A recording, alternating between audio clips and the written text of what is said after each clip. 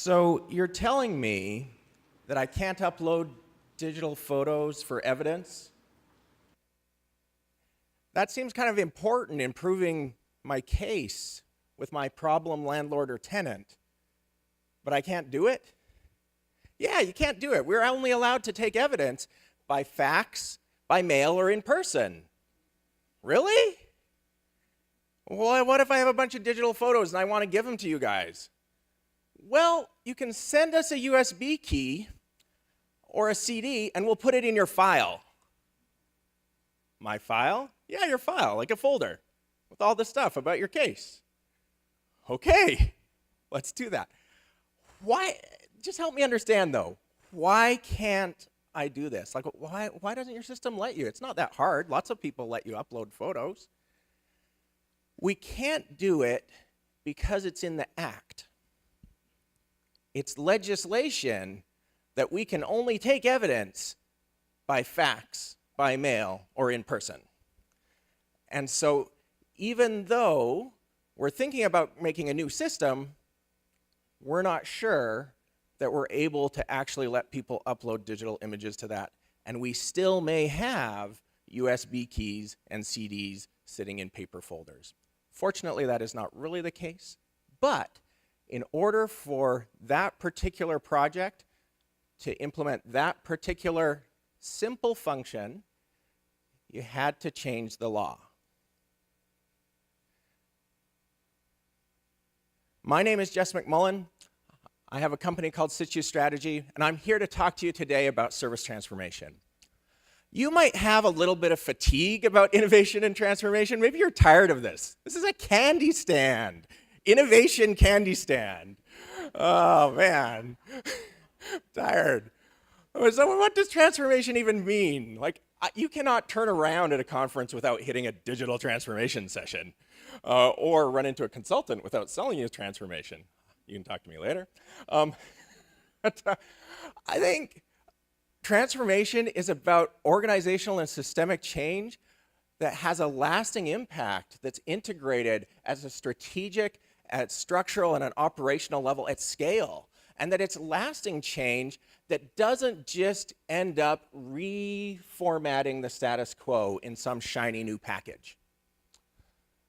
So, 3 things that we're going to cover today: transformation and complexity, transformation framework, and design-driven transformation.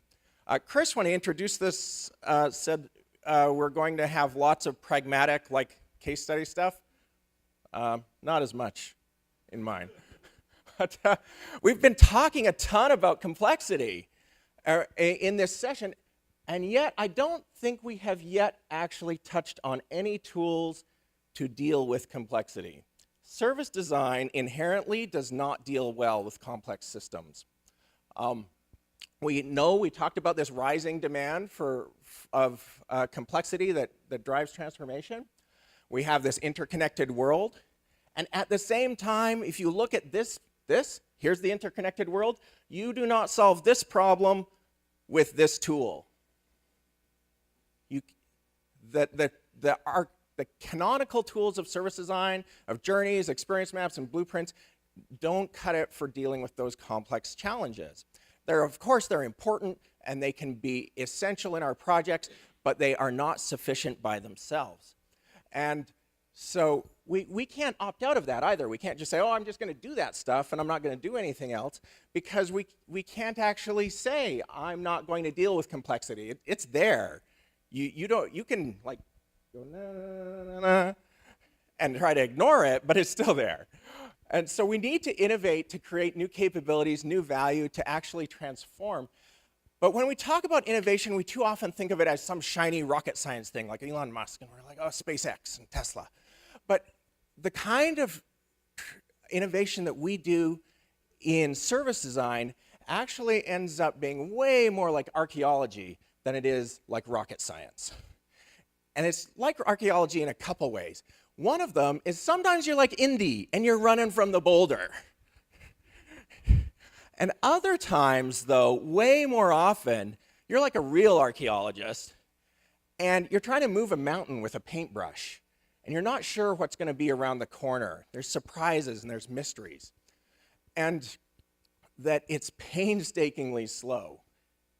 So as we transform organizations, we need to have new perspectives and new tools. So where can we learn about complex adaptive systems? Complexity theory. Dave Gray has some great stuff about liminal thinking in his latest book. And he talks about products being service avatars. If we look at the products in the world, we start to see what kind of services surround them. I look at the clicker, and you can start to see a conference. That's correspondingly, if we start to look at services, we start to see the systems that they're part of, the broader complex ecosystem that an individual service is part of. Cynefin is a framework from a man named Dave Snowden. He's Welsh. That's why it's that way. Cynefin is a framework to recognize when we're working in a complex domain, that sometimes the things that work for an obvious situation, they're not going to work in a complex situation. And we can tell when we're in those different domains by understanding cause and effect. If I can see an immediate cause and effect, if I come over here and I'm not going to do anything to Kev. Anyways, there can be an immediate cause and effect. We can have cause and effect that's kind of winding. We have to kind of untangle it. We go out and do a bunch of field work. Complex cause and effect, we only see in the past, in the rearview mirror. We have to look back at it, and it doesn't repeat. And chaos is just all muddled. So what problem are we trying to solve? What solution should we use? What question are we exploring? What direction should we head? And in chaos, in that disorder, just where are we? These are tools that can help orient service designers to work in a complex world. Another one, we've already touched on this a little bit, systemic design. Birger Seveldsen at AHO in Oslo, the Architecture and Design School there. One tool that he's pioneered is a gigamap. And any OCAD-U grads? Awesome. So not news here. Gigamap is a diagram that is trying to explain and explore all the things you know about the system and the relationships in it so that you can start to grapple with it. So these are some of Björger's students working on those. And Peter Jones, who we have a video clip in our rotations earlier at lunch, right here in Toronto, is a global leader in that, and the OCAD-U Strategic Foresight and Innovation Program. So mad props to that. And in fact, they held the Relating Systems Thinking and Design conference just a couple months ago here in Toronto. It's in Oslo next year. You can check that out. So ultimately, though, service transformation is organizational transformation. The kinds of things that we can get traction on are often at the unit of the organization. It's not very often that service designers get to come in and say, oh, we're going to fix like international peace. There are some folks who get to work on at that scale. I don't. One of the best resources for organizational transformation is Dan Hill's Dark Matter and Trojan Horses book, Strategic Design Vocabulary. And service design is a Trojan horse for that organizational transformation. So when you start to do that journey mapping and those blueprints and those other sorts of canonical service design deliverables, you open up this big can of transformational worms that you have to actually start to ask questions and explore parts of the organization if you're really going to do the things that you're hoping to do. And so service design then triggers these other deeper things. So I'm going to show you a framework that is something that we've been working on in BC. I live in Edmonton, by the way, but I do work across Canada. And in BC, we've been struggling with this challenge in a number of ways and on a number of files. The BC natural resource sector is 5 different ministries, all having to do, amazingly enough, with natural resources. If you are from BC, don't hit me that Mount Baker is not actually in BC. The border is in the clouds right there, right where it says BC Natural Resources Sector. But the BC Natural Resources Sector if you wanted to do something on a piece of land in BC, you need to talk to each of those ministries and get permission from them. So from environment, from energy, from forest lands and natural resources, and from agriculture, and from Aboriginal affairs. And so depending on what you're doing, you might need to talk to 5 different offices. They have 5 different processes, 5 different timelines. They don't line up. And they wanted to synchronize and to offer kind of like one conversation to say, oh, hey, you want to build a cabin? That's great. Tell us about the cabin just the one time, not 5 times. They realized that those deadlines were actually in legislation. And so they had to harmonize, they had to do an 18-month legislative harmonization act, like a project, before they could do this sort of more technology-driven and process-driven transformation. So that got us thinking about cake. When we were thinking about those kinds of problems, we're thinking there's deeper layers that we often don't think about at the surface as designers, but that dramatically impact our projects. And so I'm going to talk about some of those layers. There's actually 9 of them, but my kid turned 6 that year, so. Anyways, this is work that I've been doing with Alex McMullin, who's a good friend and a colleague and works in BC, actually, in the Ministry of Justice, but not in the courts part. And these are the 9 different layers. Delivery has experiences, interactions, and operations. So what are people doing? Where are they doing that?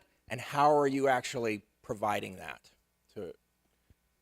Foundations are, what are you doing for your infrastructure? What do you have for technology and space, things like that? Decision DNA is my bucket for things like policy and strategy, standards, and legislation. And then structure and incentives. How are you organized, not only on your org chart, but what are your relationships, and how are people rewarded? And then that sits on top of bedrock of what's our mandate? What do we say our purpose is? What's that vision, mission, and values? Our culture, what do we actually do? And then the context, what's the broader world we live in? Delivery realizes value. That's what actually is valuable. We actually do something for someone. Foundations support that. Without the foundations, we couldn't do the delivery. And bedrock actually defines what is valuable. And so to work with those elements, we need to know a few things, or just think about a few things. It's not that we need to do all of this, but we need to see all of it. It provides us a set of lenses to look across our organization differently. So experience, we need to actually go out and do real-world research. It's a dirty secret in the design community that people say they do field work and they don't. I was actually in BC in a field with a farmer doing field work yesterday and took a red eye to be here. But that is not always the case, that people will say, oh, we're human-centered, but they don't actually go out and do that ethnographic kind of work. So we need to do that. Interactions, this is kind of our wheelhouse, designing across touch points in time, and then operations, thinking about that backstage of service design. I think this is where service design has permission to work here already. It runs into problems when we start to look at things like infrastructure and space. How many of you guys get to collaborate with architects on how places are lined up? I think some of us do, but many of us don't. So this was a really cool project for me where I got to say, how are we going to lay out offices? And how are we going to actually design new principles for government service delivery and face-to-face? Thinking about policy and strategy and standards and governance. Do we get to work on that kind of stuff? I actually worked on the BC Justice portfolio one where we talked about the domestic violence thing with people needing restraining orders. But, and we're getting, I think, more and more invited into policy and strategy, but not always. There's often some territorial things going on there. Structure and incentives, recognizing what kinds of things create centers of gravity because of your structure and the incentives that are there.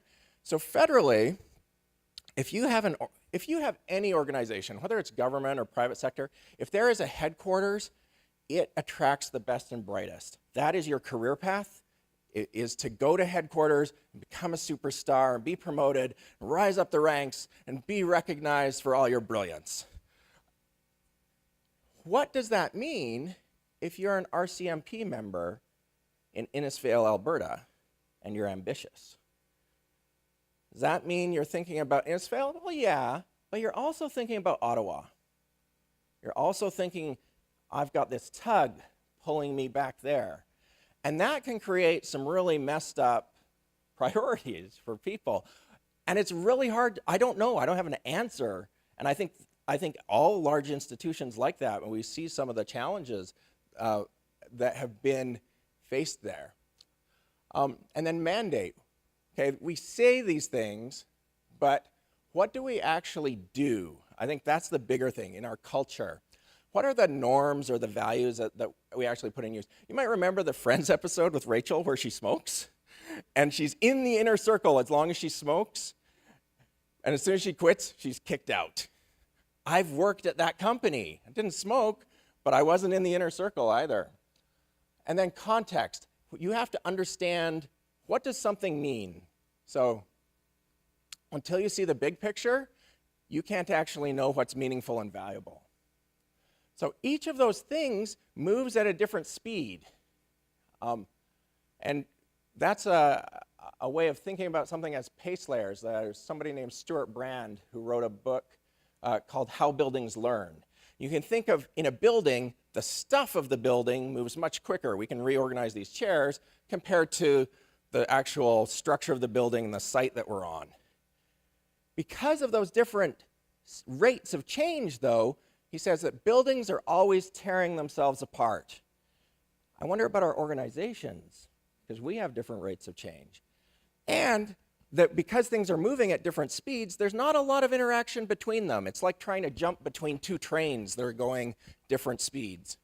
Well, that's actually a challenge. You have to, when you go on like a walkway, like at the airport, you actually have to have, this is the super fast express one that connects domestic and international here. And you have to actually have this adjustment period to manage the speed change, or people would fall over. Same thing as we think about all of those layers in the cake, is like, you might be excited to change policy, and if you're used to working as an agile digital delivery person, you're gonna be frustrated unless you acknowledge that the pace is gonna be different. And so each of these has its own pace, and you need to respect that, understand it, and try to decouple them so that one doesn't snag the other. So that's the service architecture cake. Delivery, foundations, bedrock. Every major failure I've had in my career, after I sort of figured out what I was doing as a designer, is because I screwed up somewhere here. It's not because I didn't have good design people on my team. The design wasn't enough. I needed to look deeper. I needed to think about transformation to be able to look at what the opportunity is, but in collaboration with others. This framework gives us strategic conversations with other people. We can look across that journey, and then at each stage of it, we can ask questions. What's going on here? What's happening? Why is the journey that way today? We can have conversations that are facilitated with things like a canvas. We have a transformation canvas I've been working on, just so that you talk it through with people and say, oh, what's going on? And the experience itself becomes a touchstone for transformation. That Starr and Griesmer call it a boundary object, something that creates a bridge so that people can collaborate without consensus. And the vision for a future customer experience becomes a boundary object for transformation. You look at what the experience should be, and you can line up what we should be doing across those different levels. You can say, what do we need to do in order to deliver on this vision of a future experience? A compelling experience actually gives you the energy to work across those pace layers. Either a poor experience where you can say, oh, that's awful, we've got to fix it, or a really great experience where you're saying, oh, we need to do that. That's going to be awesome. I don't have time for my stories. Chris was saying, oh, why don't we put the slides in? You don't have to solve for everything, but you need to ask, what are the risks and opportunities, and who do you need to work with? So you ask better questions, and you solve bigger problems with this. So that we're able to look and say, what services do we want to deliver?